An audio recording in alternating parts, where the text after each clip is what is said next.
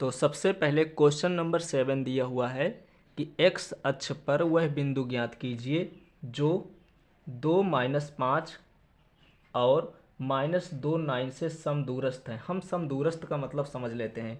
जैसे हमारे पास दो बिंदु हैं, एक बिंदु का हमने नाम दे दिया A और दूसरे बिंदु का नाम दे दिया हमने B। एक हमें ऐसा बिंदु ज्ञात करना है, वहाँ पे लिखा है ना कि वह बिंदु ज्ञात करना है जो इससे भी उतनी ही दूरी में हो और इससे भी उतनी दूरी पर हो।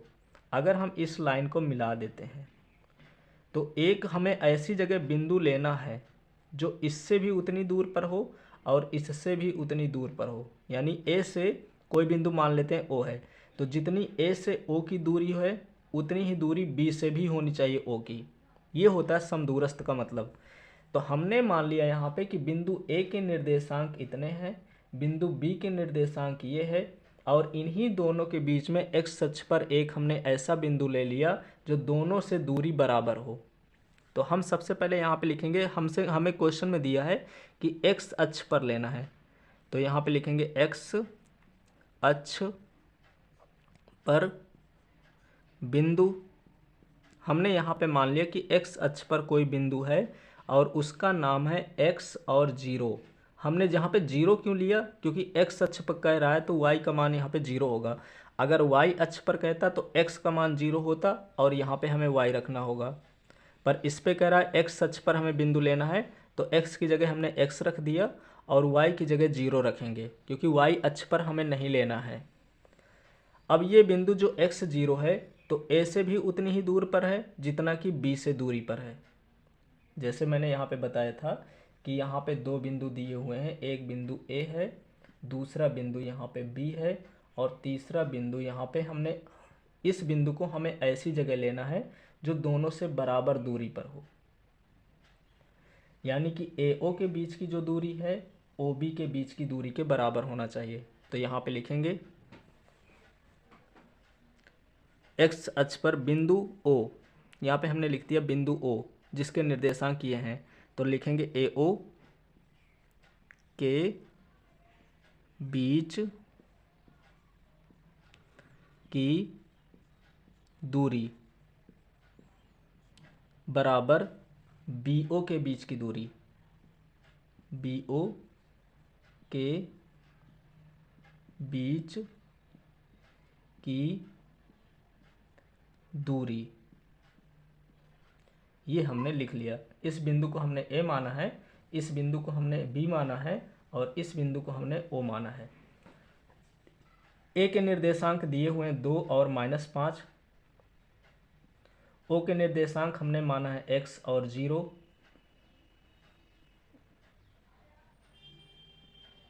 B के निर्देशांक माना है -2 और 9, यहाँ पे -2 और 9।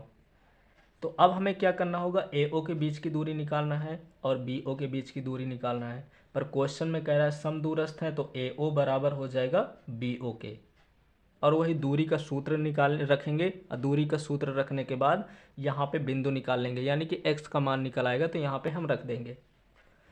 तो वही फार्मूला यूज करेंगे, अंडर रूट। फार्मूला क्या होता है कि x2 - x1 का स्क्वायर प्लस y2 - y1 का स्क्वायर, और यहाँ पे होता है रूट। ये दूरी का सूत्र होता है। ये दो बिंदुओं के बीच की अगर हमें दूरी निकालना है तो हम ये फार्मूला यूज करेंगे, जो कि क्वेश्चन नंबर 1 से लेकर के क्वेश्चन नंबर 6 तक यूज करते आ रहे हैं। हमें AO का पहले निकालना है, तो ये x1 हो जाएगा और ये y1 हो जाएगा। इसी तरह ये x2 हो जाएगा और ये y2 हो जाएगा। तो फार्मूले में होता है x2 - x1, यानी x2 की जगह हमें x रखना है और x1 की जगह यहाँ पे 2 रखना है।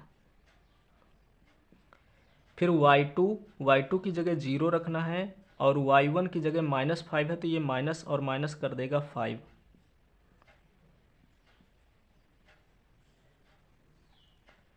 इसी तरह से हमने इसकी तो निकाल लिया। अब BO के बीच की दूरी निकालना है, तो अगर ये x2 y2 है तो ये हो जाएगा x1 y1 BO के लिए।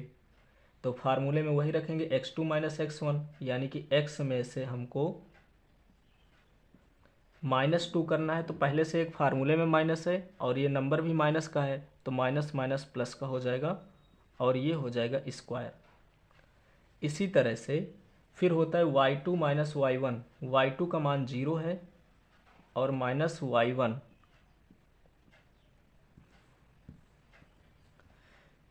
इससे हम रूट से रूट काट देंगे क्योंकि दोनों तरफ रूट लगा है, तो हम या तो लिख सकते हैं कि दोनों पक्षों का वर्ग करने पर, या तो हम डायरेक्ट रूट से रूट काट देंगे।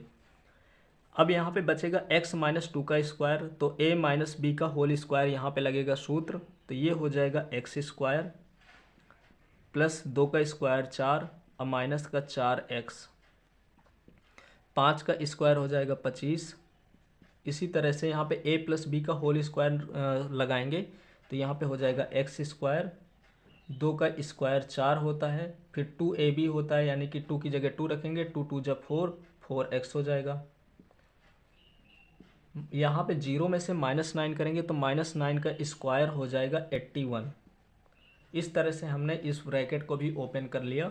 ब्रैकेट को ओपन करने के बाद यहाँ पे एक्स स्क्वायर है, यहाँ पे -4x है, 25 और 4 हो जाएगा यहाँ पे प्लस का 29 इक्वल।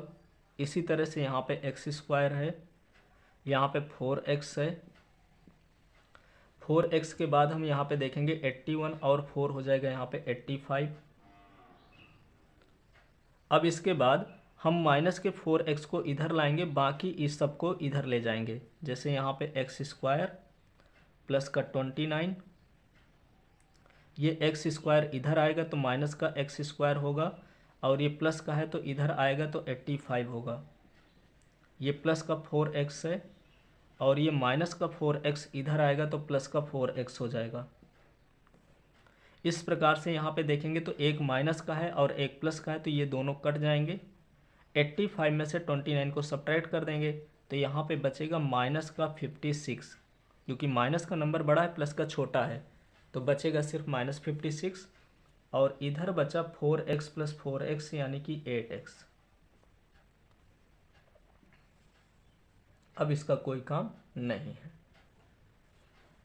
अब यहाँ पे 8 जो है मल्टीप्लाई में है, इधर आएगा तो डिवाइड में होगा, यानी कि माइनस का 56/8 इक्वल हो जाएगा x। 8 का 8 से डिवाइड कर देंगे इसको, तो 8 से बन जा होता है 56 और इक्वल में हो जाएगा x। तो इस प्रकार से x का जो मान है वो -7 है। तो यहाँ पे लिखेंगे x अक्ष पर बिंदु कौन सा है, माइनस का 7 और 0। तो लिखेंगे अतः बिंदु